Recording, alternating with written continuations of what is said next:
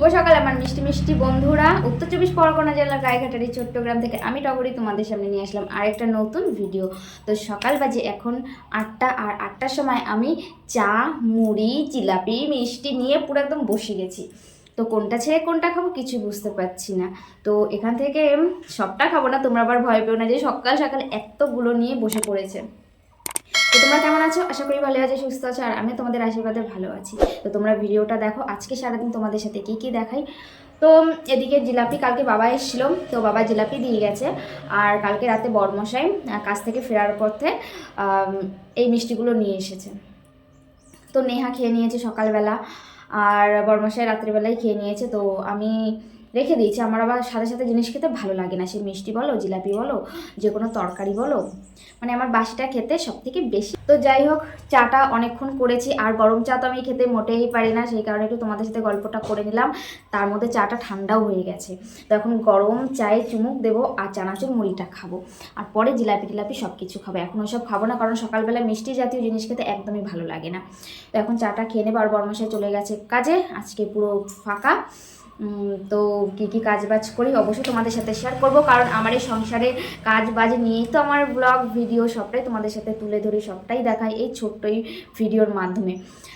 হয়তো তোমাদের ভালো নাও লাগতে পারে, কিন্তু আমার ভালো লাগে যে আমি আমার নিত্যদিনের রোজকার প্রতিদিনের কিছু জিনিস আমি তুলে ধরছি। আর সবথেকে বড় কথা, তোমাদের দেখানোটাও যেরকম জরুরি, আর এটা ক্যামেরাবন্দি করে রাখাটাও অনেকটাই জরুরি। কারণ দেখো, আগে তো এরকম সিস্টেম কিছুই ছিল না।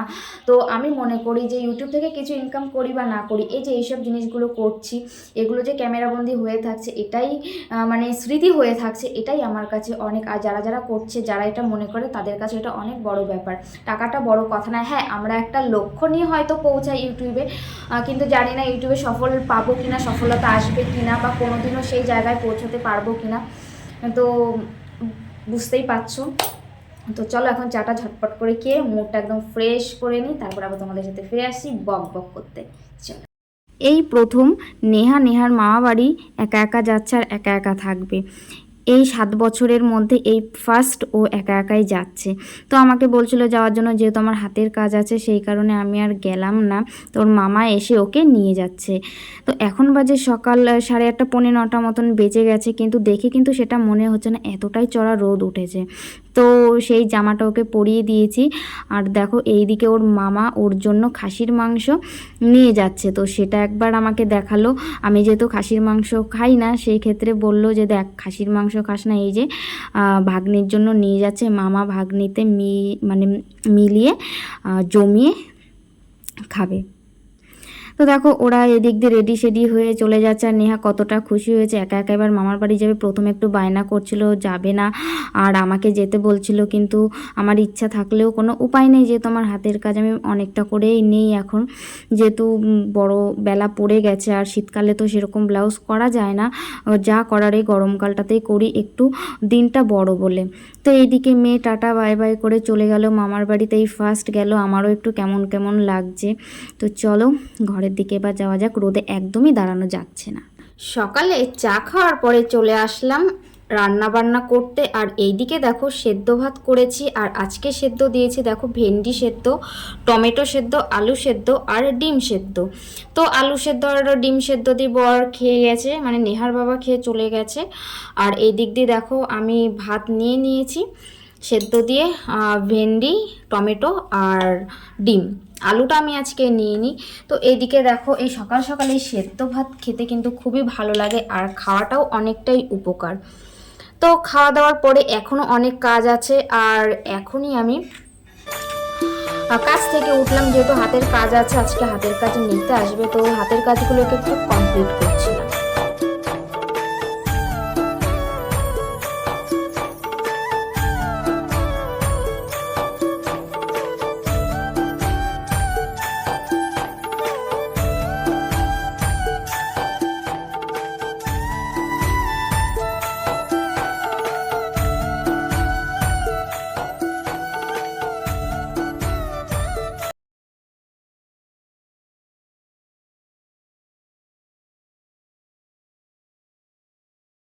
জল যে পাত্রে রাখবে সেই পাত্রেই তেমন আকার ধারণ করবে। আর মেয়েদের জীবনটাও হলো সেরকম, যেমনভাবে চালাবে ঠিক তেমনই চলবে। তো এই দিকে দেখো আমি ঘরটা গোছাতে চলে এসেছি। একা একা কি করব, ভালো লাগছে না। ওইদিকে তো সেদ্ধ ভাত করে নিয়েছি, আর এই দিকে অনেক দিন থেকে না ঘরের জামা কাপড়গুলো না অগোছালো হয়েছিল। অগোছালো বলতে কি, নেহার বাবার জামাগুলো মানে ধোয়া হয়েছিল কিন্তু ভাঁজ করে রাখা হয়নি। আর আমার গোছানো, আমার ভাঁজ করা নেহার বাবার পছন্দ হয় না, আমি নাকি ভাঁজ করতে পারি না। তো যাই হোক, কাজের জন্য ও ভাঁজ করতে পারেনি, কিন্তু শেষমেশ কিন্তু আমাকেই জামাগুলো ভাঁজ করে শোকেসে ভরে রাখতে হলো। এখানে শীতের পোশাক, সোয়েটার, চাদর, জ্যাকেট ফ্যাকেট সবই আছে, তার সাথে ফুল হাতা জামা যেগুলো শীতকালে পরেছে। বলতে গেলে শীতের পোশাকগুলোই গুছিয়ে গাছিয়ে রাখছি। এখনও কিন্তু নেহার শীতের পোশাক কিংবা আমার শীতের পোশাক কিছুই এখনও গোছানো, মানে ধোয়া টোয়া তো সবই কমপ্লিট হয়ে গেছে, কিন্তু গুছিয়ে তুলে রাখা এখনও কিন্তু হয়নি।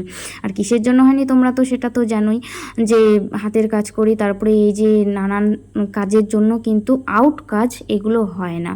তো এইদিকে দেখো তোমাদের সাথে কিন্তু কথা বলতে বলতে আমার কিন্তু সমস্ত কাজবাজ কিন্তু হয়ে গেল। তো চলো নেক্সট কাজ তোমাদেরকে আবার শেয়ার করি। আমি ভেবেছিলাম নেহার বাবা হয়তো সকালবেলা কাজেই চলে গেছে, মানে ভাড়াতেই চলে গেছে, কিন্তু না, দেখলাম যে 12টা 1টার সময় আবার বাড়িতে ফিরে এসেছে গাড়ি লোড করে নিয়ে। তো এতটা রোদ, এতটা গরম পড়েছে, সেই জন্য দিনের বেলায় আজকে আর নিয়ে যাবে না, তো একেবারে সন্ধ্যের দিকে কি বিকালের দিকে যাবে। তো এইদিকে দেখো গাড়িটা যেহেতু ঘুরিয়ে রাখতে হয়, লোড করা গাড়ি যখন বেরোবে তখন সুবিধা হয়, সেই কারণে গাড়ির পেছন দিক করে রাখা হয়েছে। আর গাড়িতে এখন রাখা আছে আখ, আর তোমরা তো জানো নেহার বাবা আখ বেশিরভাগই আখের ভাড়া খাটে। তো এদিকে দেখো নেহার বাবা কিছু নিয়ে এসেছে, সেগুলোকে এখন নিচ্ছি। আর প্রচণ্ড রোদ পড়েছে। তো দেখো তোমাদেরকে একটু দেখিয়ে দিচ্ছি, গাড়িটায় যে আখ লোড করা আছে। আজকে যেহেতু একটু কম আছে, কিন্তু পুরো ওভারলোড থাকে, পুরো উঁচুই থাকে। এখন যেহেতু একটু কম করেই লোড করছে। তো এইদিকে তো আবার রান্না বান্না করতে হবে। তো এইদিকে দেখো নিয়ে চলে এসেছে ফুলকপি, এটা আগের দিনকে নিয়ে এসে রেখেছিল। তো ফুলকপির পাতা বাটা কে কে খাও, কারা কারা খাও অবশ্যই কিন্তু জানিও। তো এইদিকে নেহার বাবা বললো যে ফুলকপির পাতা বাটা করতে।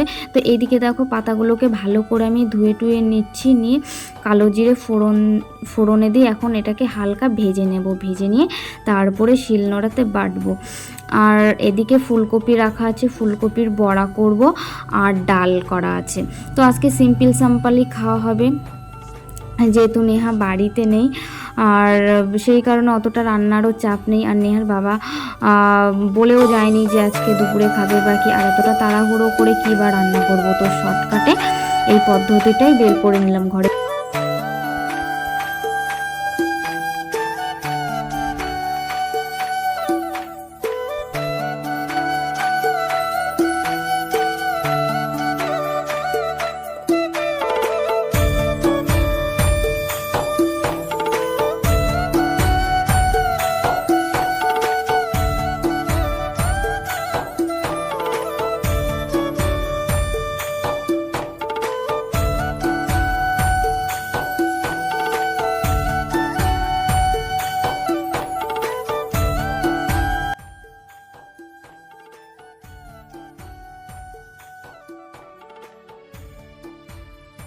তো স্নান করে চলে আসলাম একেবারে ভাত খেতে। আর এদিকে দেখো ডালটা করেছি লাউ দিয়ে।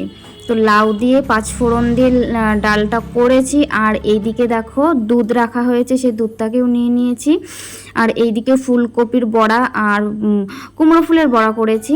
তো এখন দেখো খেতে বসে গেছি। আর আমি যেহেতু একসাথে খেতে বসি না, তোমরা তো জানোই, একসাথে খেতে বসলে তোমাদেরকে শেয়ার মানে দেখানো হবে না, ভিডিওটা করা হবে না, যেহেতু নেহার বাবা পছন্দ করে না। তো সেই কারণে আমি একা একাই খাই। তোমরা কিন্তু আমার ব্লগে বেশিরভাগই কিন্তু দেখেছি আমি একা একাই খেতে বসি। আর নেহা থাকলে নেহা খায়, কিন্তু ও আবার স্কুল থেকে খেয়ে আসে বেশিরভাগ টাইম, সেই কারণে আমাকে একাই তোমরা দেখতে পাও। তো এইদিকে দেখো ঝটপট করে খেয়ে নিচ্ছি। আবার নেহার বাবা বলছে এক্ষুনি আবার ফোন এসছে, নেহার বাবা আবার কাজে চলে যাবে। তো এই গরমের মধ্যে কিন্তু এই সিম্পল খাবারই কিন্তু ভালো, বেশি রিচ খাবার কিন্তু ভালো না। আর গরম কিন্তু অত্যাধিক পরিমাণে গরম পড়েছে। তো টক ডালটা খাওয়া উপকার, কিন্তু তার সাথে লাউয়ের ডাল বা লাউ রেসিপি খাওয়াটাও কিন্তু ভালো, মানে লাউয়ের যে রকম তরকারি হোক, লাউ কিন্তু ঠান্ডা জিনিস।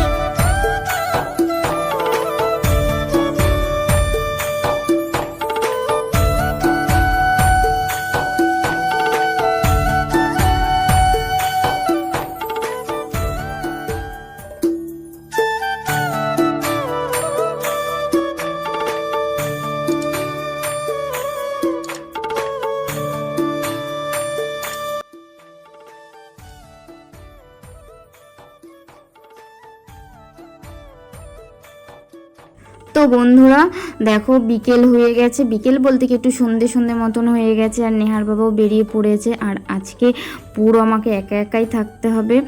তো দেখো নেহার বাবা চলে গেল, আসবে রাত 2-3টের সময় হয়তো আসবে, যেহেতু কলকাতার দিকে যাচ্ছে এই আগগুলোকে নিয়ে।